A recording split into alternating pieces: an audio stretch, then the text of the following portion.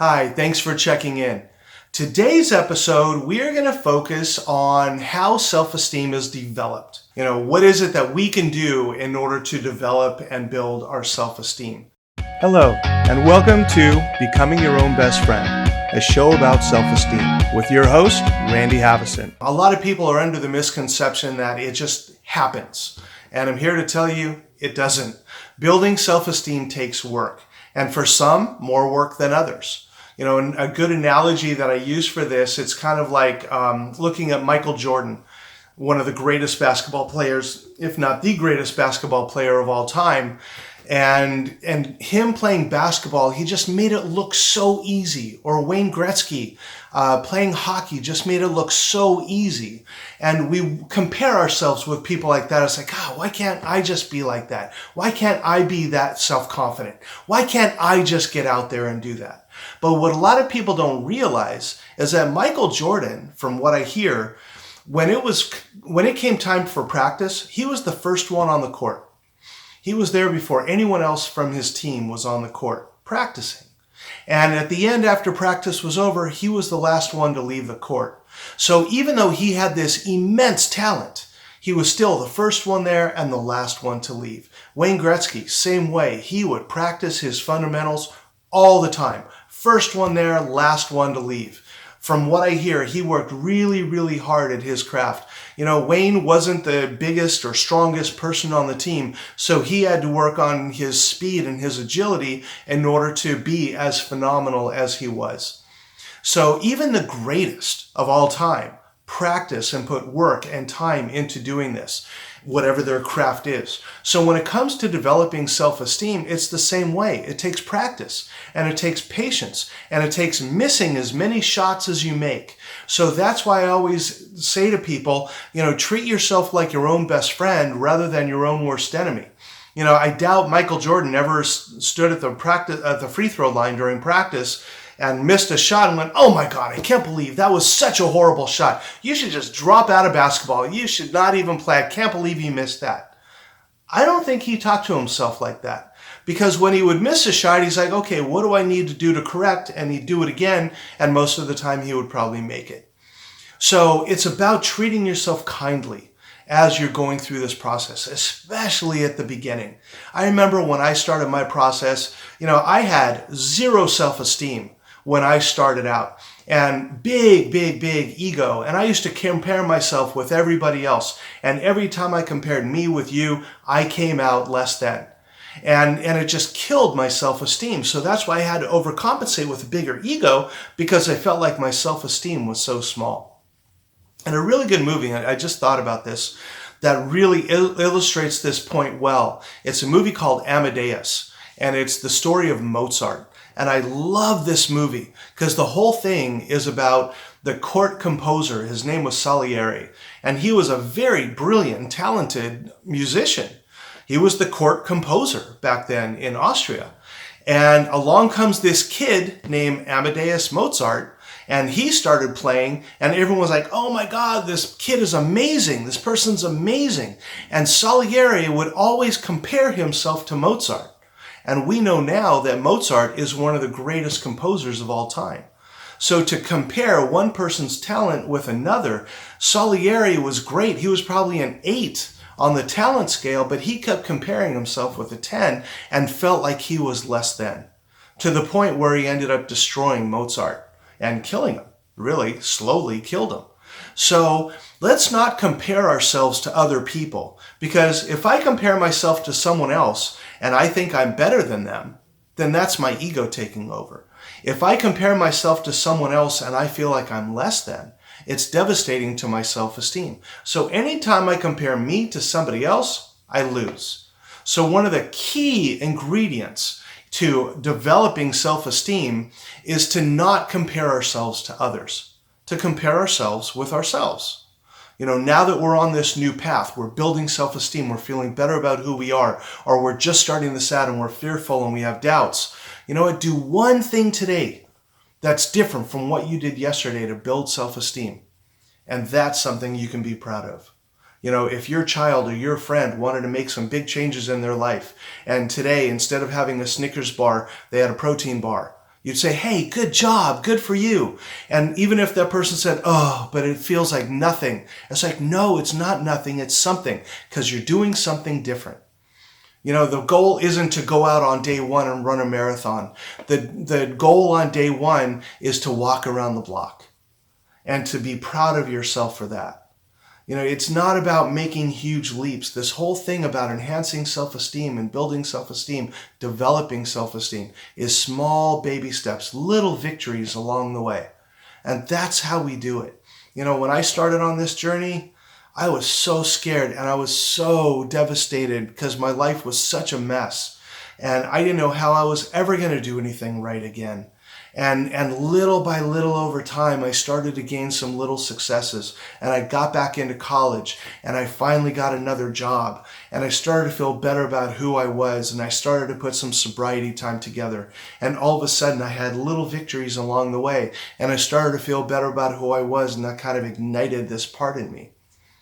But one of the things that I do want to talk about today in developing self-esteem is that we don't do it alone. It's really, really difficult to do it alone. Now, again, we don't want to compare ourselves to others, but we do want to find a community of people who are going to support us in what it is that we want to do.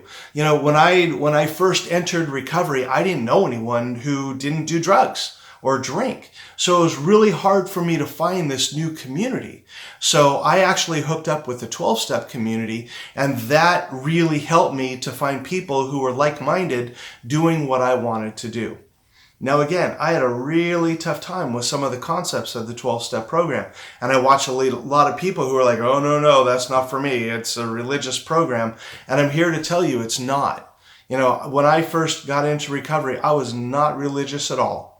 And people told me it's not about religion, it's about spirituality. And spirituality is about finding a connection with self and a connection with something greater than you. So for me, my connection when I first got sober was a connection with ocean, because I lived in San Diego at the time. So it was easy for me to just drive down to the beach whenever life was feeling too stressful or I was feeling too anxious. I would just go down to the beach. And I would sit on the beach or I'd sit up on the cliffs of La Jolla and I'd just watch the waves come in and the waves go out. And I just picture all of my problems going out with those waves and the ocean just kind of taking those from me and just it would dissolve into the sea. And that was my first concept of a higher power. Because the ocean is definitely a power greater than me. It was here long before I was here. It's going to be here long after I'm gone. And I have no control over what the ocean does. I cannot go up to the edge of the beach and say, wave, stop. It's not going to happen. So it is definitely a power greater than me. Nature is a power greater than ourselves. There are so many ways to find something spiritual to connect with. Whether you find spiritual in music, whether you find it in art, whether you find it in nature, whether you find, if you find it in religious texts or a religious place to go, that's fine. I'm not saying abandon religion at all. It's really up to the individual. But what I do like to caution is what you find works for you might not work for somebody else. So do your best not to push your views on anybody else. Because then it becomes something that you're dictating to others. Then it becomes a product of ego. When we start to think my way is the best way and you have to do it my way or you're not doing it right. That's ego talking. That is not esteem. Esteem says, hey, however you find a way to make it work for you, awesome. I'm really happy for you. And what can I do to support you? When it comes to the spiritual, one of my favorite sayings, I say this all the time, I think it's an old Native American saying that says, there is only one light, just many lampshades. And I like that. So the trick is for you to find a lampshade that works for you. And once you find that connection, it's amazing how much more simple the rest of self-esteem growth happens. And the quicker you're going to develop your esteem. Now again, all four parts of self, physical, mental, emotional, spiritual, all four are just as important. But I find that if you can find a spiritual base and find ways to exercise and nourish that spiritual base, whether it's through prayer or meditation or reading books, spiritual books or religious books, whatever works for you, or attending a church, a temple, a mosque, wherever it is that you go, Find a way.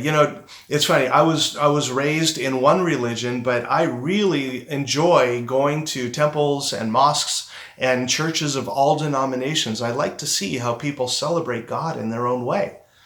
And it's kind of exciting to watch, because the thing that I find, this is not a secret, but I'm going to share it with you. We're all saying the same thing. Every religion says the same thing. Find something greater than you that you can connect with and make that a priority in your life. And I agree with that. When you start to gain a spiritual base, you start to see the Spirit in everything you do. Today I joined Rotary a few months ago, and I love the chapter that I belong to here in Orlando. And when I walk into that room and people are like, Randy, so nice to see you, and hugs, and it's just so nice to see these people, there's a connection there because we all have something in common. We're a part of this group, and we all want to make a difference in the world. So we do it by building houses for Habitat for Humanity. We do it by donating food to shelters and food pantries. We do it by, I just did a training yesterday to be a pole worker.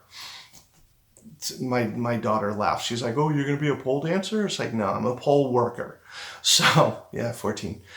So a poll worker, so I'm going to work our next election, and I get to be the deputy. And I keep saying, hey, you going to get me a badge? So I like to have fun with it. But I love being of service. So when I walk into that room and I see who else is there and I'm connecting with friends, and I look for ways to be of service, because being of service is a spiritual act. It's a way to get out of self and to help somebody else. And one of the reasons I'm becoming a poll worker is because I didn't know this, but they pay people to be at the polls. But if an organization or a church or something like that wants to sponsor a polling place, then the money that the individual would get actually goes to the organization. So I'm going to go work the polls that day, the polling place that day, in order to raise money for our Rotary chapter. So that's what I'm doing it for.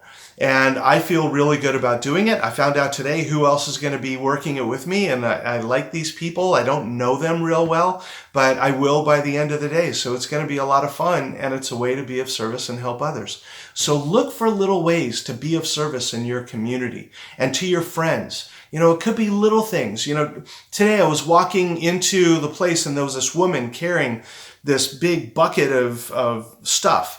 And I walked up to her and I said, hey, can I help you with that? It looks like it's a little awkward for you. She said, no, that's okay. I got it. I'm used to it. I'm like, okay, let me get the door for you. So just offering to be of service, even if someone says no, it just feels good to help out. So, find that as a way to help develop your self-esteem by getting out of self and being of service to others. And it really helps. And it's a really good way to connect with others. So this is one of the ways. Now, again, there are so many ways to develop self-esteem. I list a lot of them in my book. For those of you who are in the Orlando area, I want to let you know, or if you want to travel to Orlando, it's kind of a fun place to be. For anyone who comes in, maybe we can go do a Disney day later in the afternoon after the workshop. But I'm going to do a 3-hour self-esteem workshop here in Orlando on April 25th, Saturday, April 25th from 9 to 12, 9 a.m. to noon. Here in the Horizon West area. So if you go to my website, randyspeaks.com, I'm going to be listing more information there. So that would be a good place for you to get information if you want to go. I would love to see people who are enjoying, these broadcasts, who show up to my events. That would be really cool. And actually, this is my first one. So I'm feeling a little scared about it. I'm feeling really excited about it. But each of those feelings is valid. And I'm not letting any one of them overtake me. Probably that day or a few days before, I'm going to be really nervous. But that's okay. Oh, self-esteem is about acknowledging the things that aren't perfect about us, the things that other people might see as weaknesses, but for us, it's just a part of who we are. I am vulnerable. I am scared sometimes. I am sad sometimes. I am excited sometimes. So I know my feelings, and it took a long time to get there. So in developing self-esteem, learning how to manage and deal with your feelings is a really important part too. I'll do that in a future episode. But for today, I want to talk about developing it from a spiritual side, developing self-esteem from a connection standpoint, and to not get caught up in what other people think of you, but more what you think of you. Looking at yourself in the mirror, how do you feel about that person looking back? And the goal is, no matter what that is today, a year from now, are you feeling better about who you are? And that's the goal. You can do this. And I know that if I can do it, you can do it. Anybody can do this. When I first got sober and when I first started this journey, I had horrible anxiety. I was a newly recovering drug addict and alcoholic. I had severe ADD. It was really hard for me to focus on anything, and I overcame it. And here I am today doing this and doing workshops and writing books and being of service to others. And I'm a father and a husband and a friend and a son. And life is awesome today. Is it perfect? Absolutely not. But it is so much better than it used to be. And today, I don't want to be Salieri. I don't want to compare me with anybody else. I can always compare myself with others and feel less than. Always compare myself with others and feel better than. But that does not serve me today. So let's compare ourselves with ourselves and make little changes. Have little victories in your life. And if there's anything I can do to support you and help you on your journey, randyspeaks.com, go to my website, there's a contact page, shoot me an email. I would love to hear from you. And if there's anything I can do or something you want me to focus on or talk about in future episodes, would love to hear your feedback. So thank you for tuning in today. I hope you got something out of this, and I look forward to hearing from you and hopefully see you sometime down the road. You have a great day. Take care. Bye. Thanks for checking out the video. I hope you got something out of this. Feel free to click subscribe, ring the bell if you haven't already, and if you'd like more, you can click right here. All right, I hope to see you again. Take care, and if you have any questions at all, feel free to write to me, and I'm happy to answer them. Have a good one. Bye.